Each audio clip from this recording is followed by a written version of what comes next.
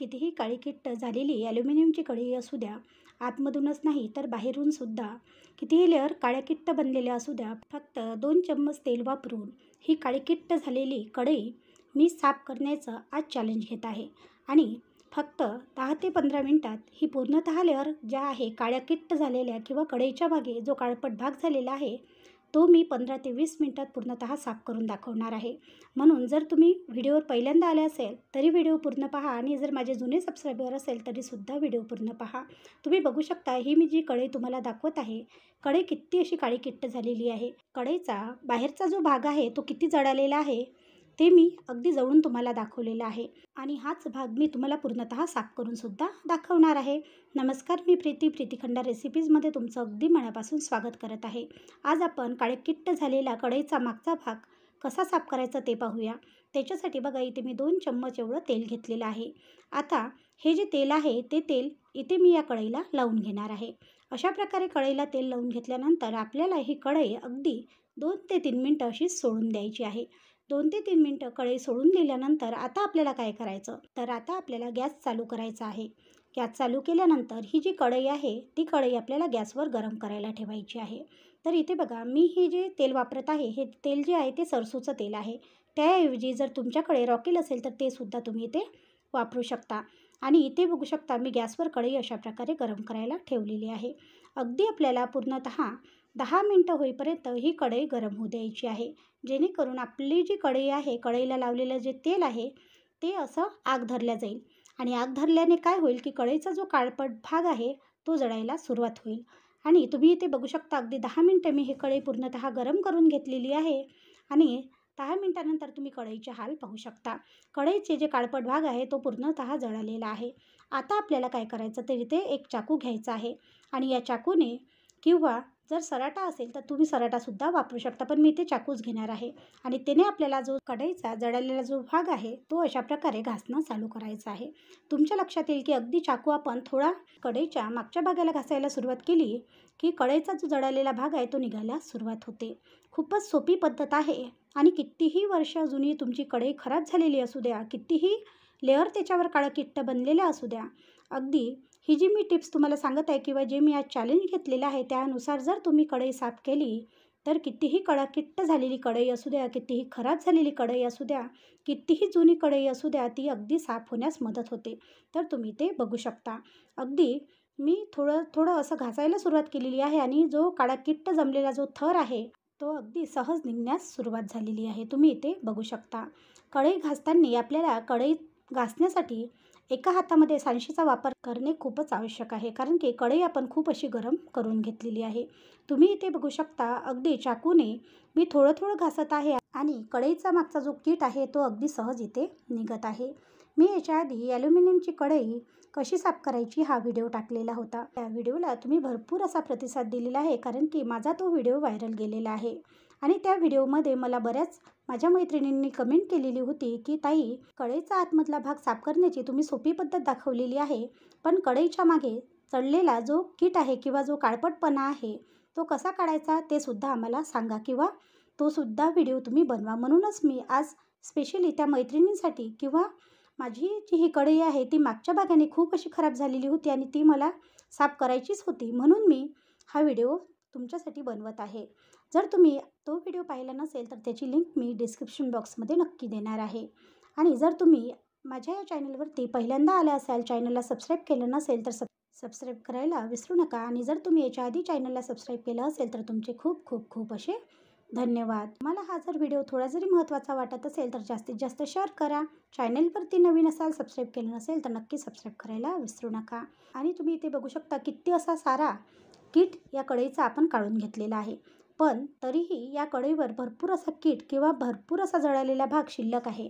म्हणून आपल्याला काय करायचं, डबल आपल्याला गॅस चालू करायचा आहे. डबल गॅस चालू करायचा आहे. आणखी कढई गॅसवर गरम करायला ठेवायची आहे.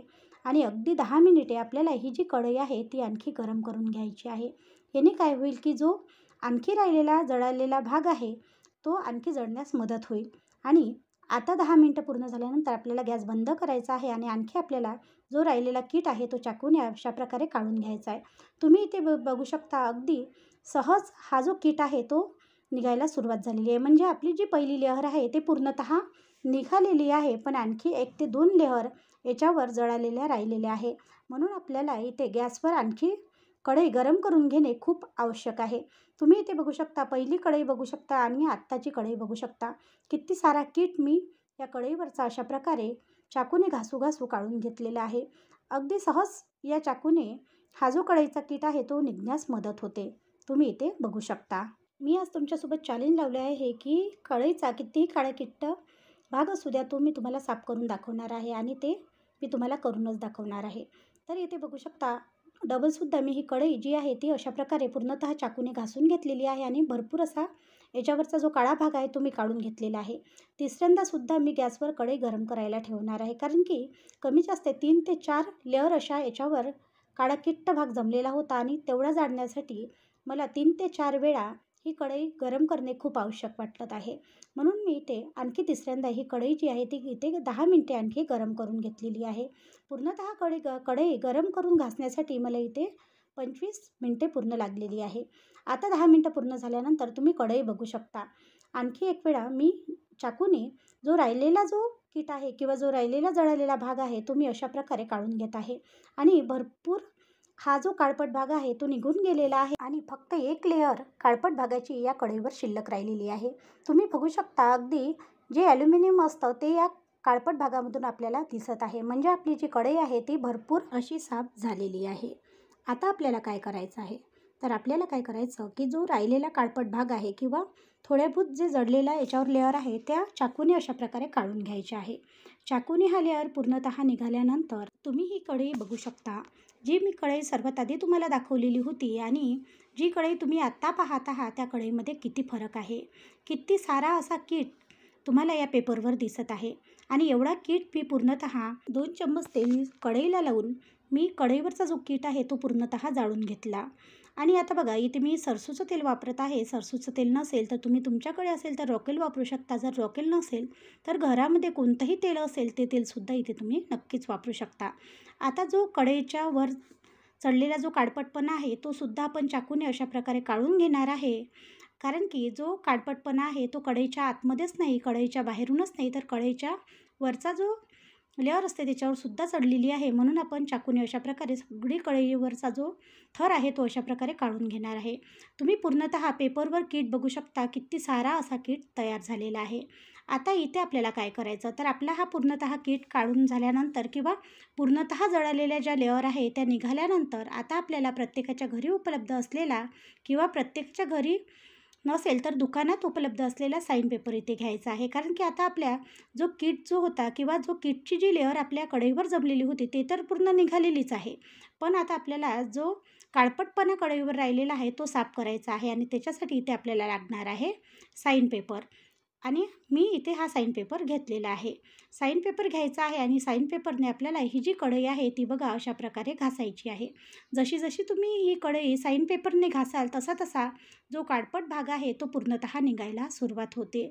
खूपच सोपी साधी पद्धत आहे. आपण काय करतो, जर भरपूर दिवस झाल्यानंतर आपल्या कढईवर मागच्या भागाने जर अशा प्रकारचा कीट जमलेला असेल किंवा अशा प्रकारे आपली जी कढई जळालेली असेल तर आपण आपल्या घरी नवीन कढई आणतो आणि ही कढई मात्र तशीच आपल्या घरी शिल्लक राहते.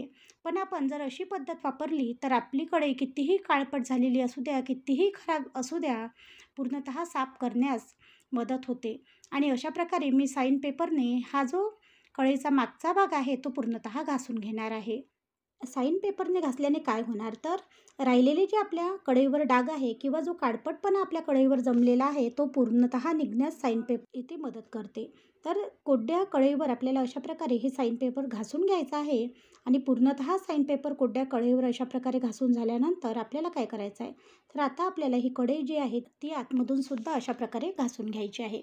तर तुम्ही इथे बघू शकता, मागचा जो भाग आहे तो पूर्णतः ह्या साइन पेपरने घासल्यानंतर निघालेला आहे. आणि आता आतमध्ये जे काळपट डागं पडलेले आहे ते सुद्धा आपण या प्रकारे साइन पेपरने घासून काढून घेणार आहे. ज्या प्रकारे आपण बाहेरचा भाग कढईचा या साइन पेपरने घासला आहे त्याच प्रकारे आता आपण आतमधला सुद्धा भाग जो आहे तो साईन पेपरने घासून घेऊया. त्याने याच्यावर चढलेले जे पूर्णतः डाग आहे किंवा आतमध्ये सुद्धा जी काळपट झालेली कढई आहे ती पूर्णतः निघण्यास मदत होते. इथे आपली कढई आतून व बाहेरून छान अशी साईन पेपरने घासून झालेली आहे. आता आपल्याला एकदा ही कढई पूर्णतः ओली करून घ्यायची आहे. कढई ओली झाल्यानंतर आता आपल्याला साईन पेपरने अशा प्रकारे ही जी कढई आहे ती बाहेरून छान अशी घासून घ्यायची आहे. ज्या प्रकारे कढई आपण बाहेरून घासत आहे त्याच प्रकारे आपण आतमधून सुद्धा ही जी कढई आहे ती आपल्याला अशाच प्रकारे घासून घ्यायची आहे. तुम्ही इथे बघू शकता पूर्णतः कढई आतमधून व बाहेरून सुद्धा छान अशी घासून इथे झालेली आहे. आता मी ही कढई स्वच्छ अशी पाण्याने सुद्धा धुवून घेणार आहे. पाण्याने धुवून घेतल्यानंतर ही कढई तुम्ही बघू शकता. आजची ही कढई साफ करण्याची पद्धत तुम्हाला कशी वाटली किंवा मी जे तुमच्यासोबत चॅलेंज घेतलेलं होतं ते चॅलेंज कसं वाटलं हे सुद्धा मला कमेंट करून कळवण्यास विसरू नका. आता इथे कढई मी स्वच्छ अशी पाण्याने धुवून घेतलेली आहे आणि कढई तुम्ही दोन्ही बाजूने पाहू शकता. खूप चक्क अशी कढई निघालेली आहे. थोडे जे डागं तुम्हाला काळपट दिसत आहे ते आपण रोज जेव्हा कढई साफ करतो तेव्हा हे निघून जाणार आहे. आजचा व्हिडिओ तुम्हाला कसा वाटला कमेंट करून कळवण्यास विसरू नका. व्हिडिओ आवडल्यास चॅनलला लाईक, शेअर व सबस्क्राईब करायला सुद्धा विसरू नका, कारण असेच नवनवीन व्हिडिओ मी तुमच्यासाठी नक्कीच घेऊन येणार. धन्यवाद.